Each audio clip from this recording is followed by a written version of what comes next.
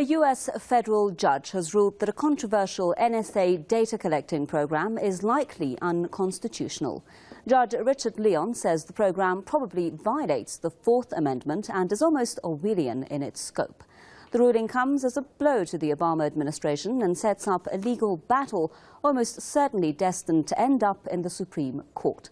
The American Civil Liberties Union says nothing short of stopping the mass, suspicious surveillance of Americans is acceptable.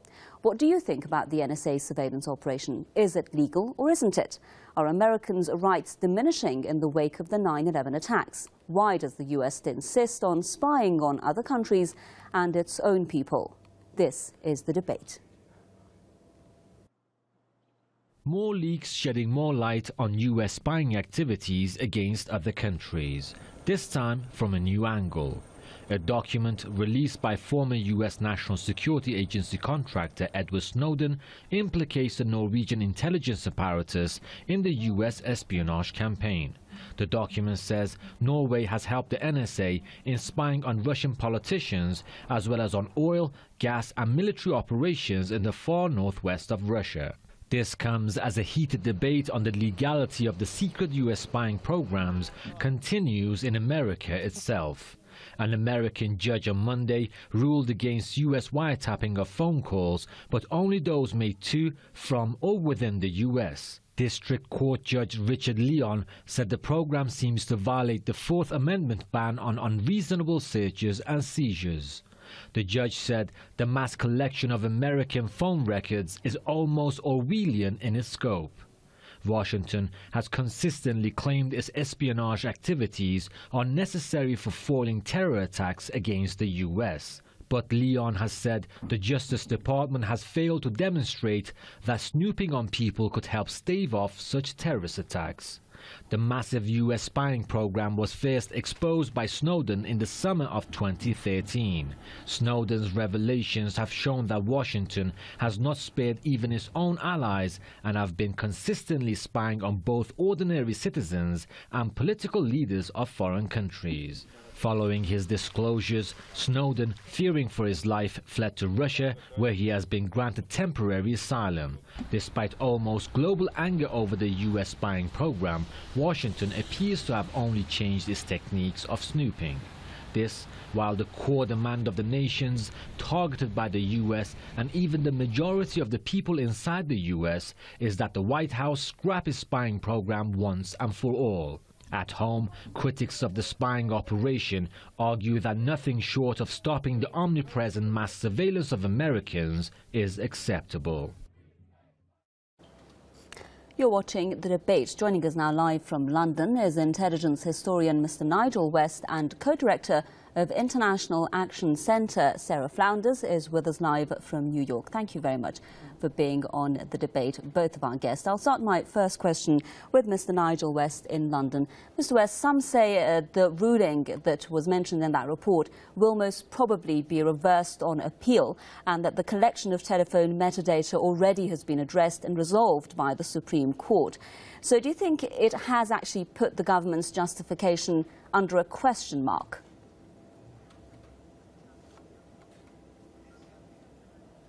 Well, I think it has, for two reasons. As you rightly say, the issue of the metadata, so that is the time, the duration, and the details of the call, but not the content of the call, that has been cleared by the Supreme Court, which ruled that there was no expectation of privacy. If you're making telephone calls, then you know that your telephone company are going to collect that information just to be able to bill you. So there's a big difference between the metadata and the actual content. So we're not talking about the content of the calls, the actual conversations. Now, what Judge Leon has ruled is on a different issue, which is in relation to reasonable search and seizure. Now, that's the Fourth Amendment, and we'll just have to see how that plays out. But it is very likely that, of course, the US government will take it to the Supreme Court. But let's bring in Sarah Flounders on this as well. Now, Sarah, I just want to take us back to the review panel. We had the news yesterday that concluded the NSA should continue its work. but with some changes. And among the possible changes were restrictions on spying on allied nations, for instance, or moving the ownership of the documents over to individual companies rather than having them owned by the government.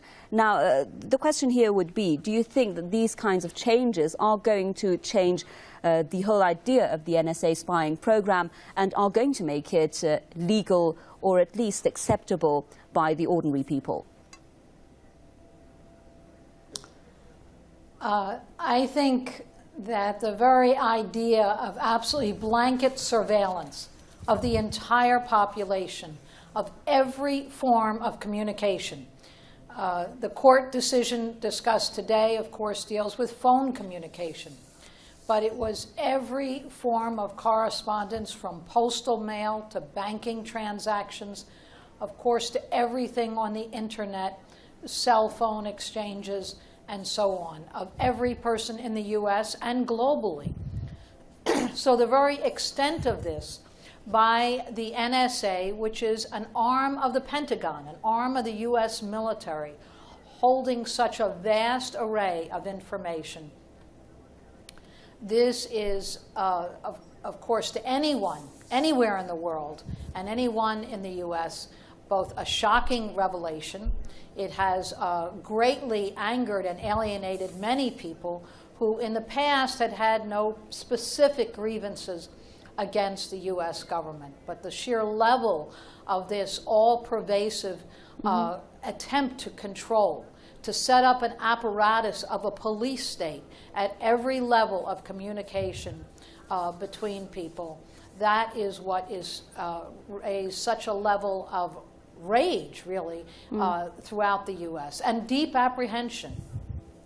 Well, Nigel West, I know you've got to, you want to make some comments there, but let me just, before you make your comments, refer to something that the judge on this specific case said, and I'll bring in his quotes here. He said that the two men whose case he's referring to have a substantial likelihood of showing that their privacy interests rather outweigh the government's interest in collecting the data. Therefore, again, as you mentioned, that this could be against the Constitution's Fourth Amendment. And then he said that he says that this amendment prohibits unreasonable searches and seizures, requires a search warrant to be sanctioned by the judge. Now, the question is, this is just the case of two people, but couldn't this argument be brought up by all the ordinary citizens, not just in the US, but outside the US, whose information was collected?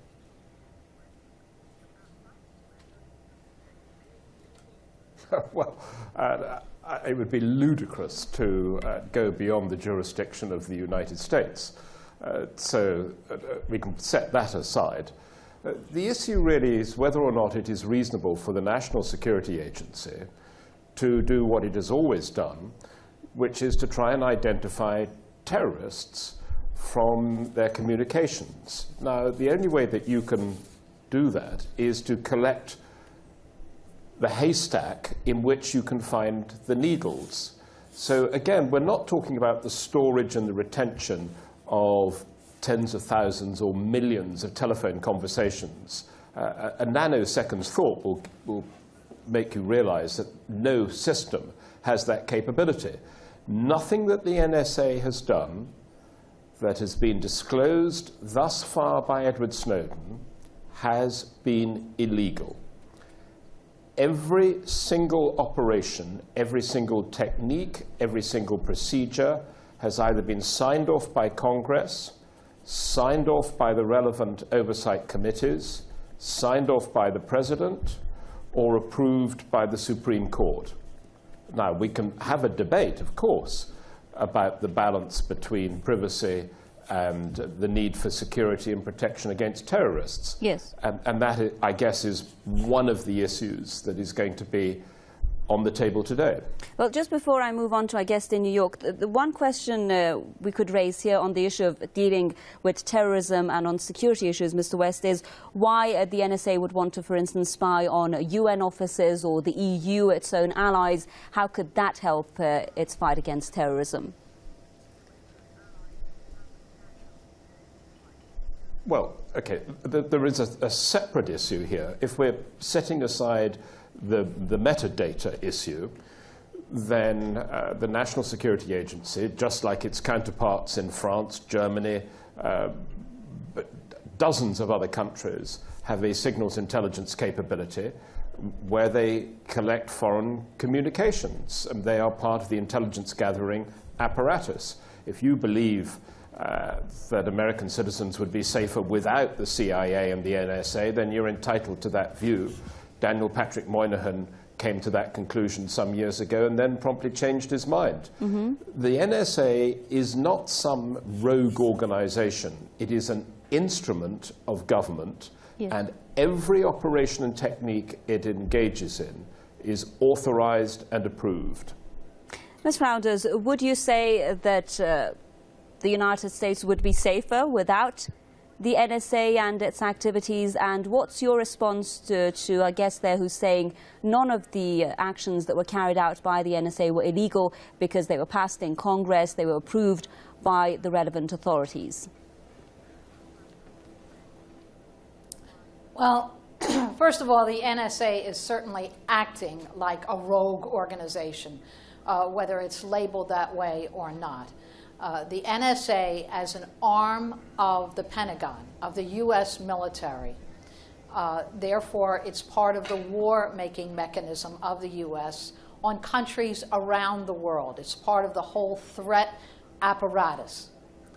And it is a sign, really, that the Pentagon today is fearful of the whole world and fearful of the population of the U.S. as a whole, because it has less and less to offer except repression. And that is part of the reason behind this massive level of surveillance. Now, the idea that this was signed off at every level by Congress, by courts, this level of surveillance was not known until Edward Snowden's revelations. That is why it's been so explosive, that the impact of it was not known on any level, that it was every form of communication everywhere in the world. And the idea that it's not being stored, that was exactly what Snowden revealed. It absolutely is stored, so it can be scrolled through at leisure with anyone who's later considered a threat or an ally. So a politician years later being elected, that information from years in the past, every banking transaction, every conversation, everyone they were in communication with, everywhere they traveled, they want the ability to attempt to scroll through and pull out and use as a form of blackmail and threat. That is why it is it's so outraged political forces around the world and other countries that say, how dare you gather everything from personal cell phone messages on through. And it's unacceptable, no matter what nice words it's put that Congress approved this. Not so. Okay, before we move on with this, I'd just like to give our viewers a chance now to take a look at some of the comments that have been posted on our Facebook page about this issue, and we'll be right back. Maybe unconstitutional? What a joke. As if that wasn't very obvious right from the beginning. Any child with an elementary school level of understanding of constitutional principles could have told you that much. Unconstitutional, treasonous, and criminal. Are the so-called experts going to try to pretend they are just now realizing this? If someone had told me 30 years ago that the US government's premier spy agency had been outsourced to Booz Allen Hamilton and that their work now consisted of helping US corporations maintain a commercial edge on their competitors, I would have laughed. Well, I'm still laughing, but for a different reason. Two comments posted on our Facebook page. They'll go right to Mr. West in London.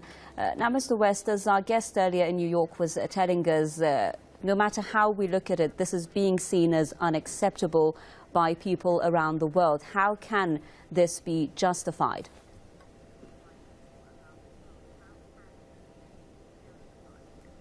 Well, quite apart from anything else, just about every other sophisticated country in the world indulges in precisely the same kinds of practices. The United Kingdom, we have GCHQ. The French have their own organization, the Germans, the Swedes, the Norwegians. where do you draw the line? Intelligence collection isn't limited on potential enemies. You collect information about politicians, and it's not to blackmail. On the contrary, this information is intended to better inform policymakers. And I don't see a large number of politicians in Washington complaining that the NSA, which has been in existence since 1953, has been providing them with too much information. Well, we have a lot of arguments, and there was one comment there on our Facebook we just heard there about the interests of US corporations and the commercial aspect of this. But what the government is telling basically people and the world is that it has security reasons for doing this. Let's bring in a comment by Judge Leon himself. He said that he's concluded the government didn't cite a single instance in which the program actually stopped an imminent terrorist attack. I have serious doubts about the efficacy of the metadata collection program as a means of conducting can I just stop time-sensitive investigations. Yes, go ahead. Go on. You can imagine that in a hearing of that kind in open court, it is very unlikely that the NSA is going to declare its successes. One of the handicaps that the intelligence community operates under is that their successes are never publicized. Their failures, of course, become front-page news. So, and I'm very aware of numerous cases where signals intelligence have played an absolutely critical role. If we go back to the Second World War, signals intelligence generally regarded as having reduced the length of the war by between 2 and 4 years, depending who you want to believe. If you take the First World War, the reason why the United States entered the First World War was the famous Zimmerman telegram in 1917. Do your history. This isn't new. Signals intelligence has been around since Marconi invented wireless. And people who believe that their cell phone calls or their telephone calls or their internet are, particularly if they're traveling over overseas channels, are sacrosanct, are living in a fantasy world. Well, let's go to Sarah Flounders on this. Now, Ms. Flounders, we've also got the former NSA director, Mr. Michael Hayden, saying that metadata does help intelligence analysts understand their enemies and adversaries and track their networks and behavior. What's your response to that comment and also the comments by Nigel West there? Well, the whole idea that this is about security for the population here in the U.S., that's a fabrication. It's a myth that's foisted on the population here to justify U.S. corporate domination around the world at a rate that is impoverishing the population here and the world population. It is a form of warfare. And when it's considered that somehow this is for U.S. security, the very forces that they have declared terrorists, they turn around and arm and finance, equip in Syria. The very forces that they claim that they're fighting against. So the whole idea that this is to make people in the U.S. more secure or people in Europe more secure, that's not what this surveillance is about at all. And really, the information on the level of security it's counterproductive because it has greatly alienated large parts of the population here from the government as they become more and more aware of the growing level of repression. Right, we are quickly running out of time. 30 seconds to both of you as your concluding remarks. Nigel West, if you can, do you think Snowden should be given amnesty in return for stopping his further revelations, and that, or do you think that the world should be allowed to be given a free flow of information? For instance, The Guardian shouldn't be put under pressure.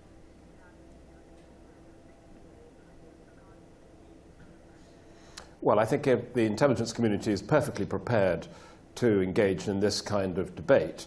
The problem for the community is to do so under the threat of the disclosure of classified documents, which will put people's lives at risk.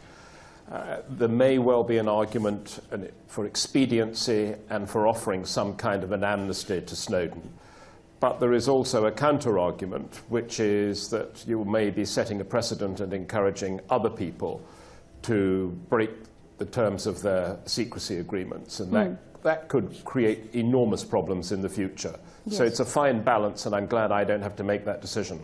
Sarah Flounders, quickly if you can, would you say that these revelations are putting people's lives at risk?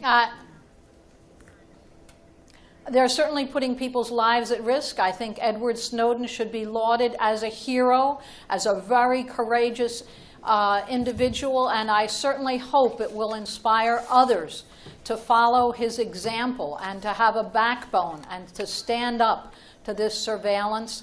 I want to laud also Private Chelsea Manning, WikiLeaks, and all those who are resisting this surveillance on an international and a national level. Sarah Flounders, co-director of the International Action Centre, with us live from New York. Thank you very much. A big thank you to Nigel West in London, intelligence historian. Thank you so much for staying with us here on The Debate from me, Homa Lizgi. Until our next debate, it's goodbye.